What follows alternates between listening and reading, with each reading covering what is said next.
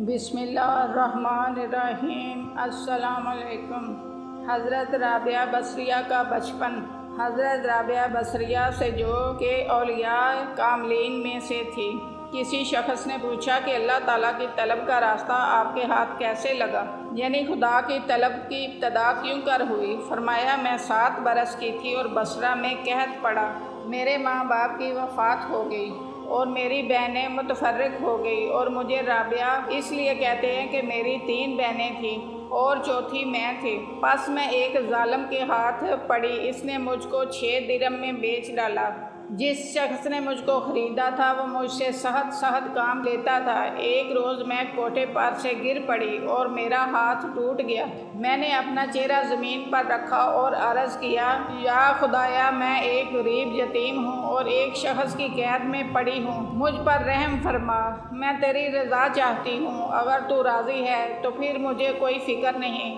اس کے جواب میں نے ایک آواز سنی کہ ضعیفہ، غم مت کھا کہ کل کو تجھے ایک ایسا مرتبہ حاصل ہوگا کہ مقربان آسمان تجھ کو اچھا جاننے لگیں گے۔ اس کے بعد میں اپنے مالک کے گھر آئی تو میں نے روزہ رکھنا شروع کیا اور شب کو ایک گوشہ میں جا کر عبادت میں مشغول ہوتی۔ ایک مرتبہ میں آدھی رات کو حق تعالیٰ سے مناجات کر رہی تھی اور یہ کہہ رہی تھی کہ الہی، تو جانتا ہے کہ میرے دل کی خواہش تیرے فرمان کے موافقت میں ہے اور میری آنکھ کی روشنی تیری خدمت کرنے میں ہے، اور تو میری نیت کو جانتا ہی ہے کہ اگر میرے ذمہ مخلوق کی خدمت نہ ہوتی تو گھڑی بھر کے لیے بھی تیری عبادت سے آسودہ نہ ہوتی، لیکن تو نے مجھ کو ایک مخلوق کے ہاتھ میں اسیر کر دیا ہے۔ یہ دعا کر ہی رہی تھی کہ خواجہ نے میرے سر پر ایک قندیل نور کی بغیر زنجیر کے لٹکی ہوئی دیکھی، جس کے سبب سارا گھر روشن ہو گیا تھا۔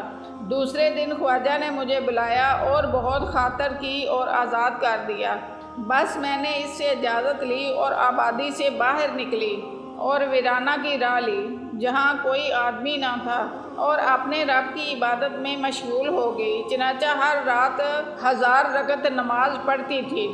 جزاک اللہ۔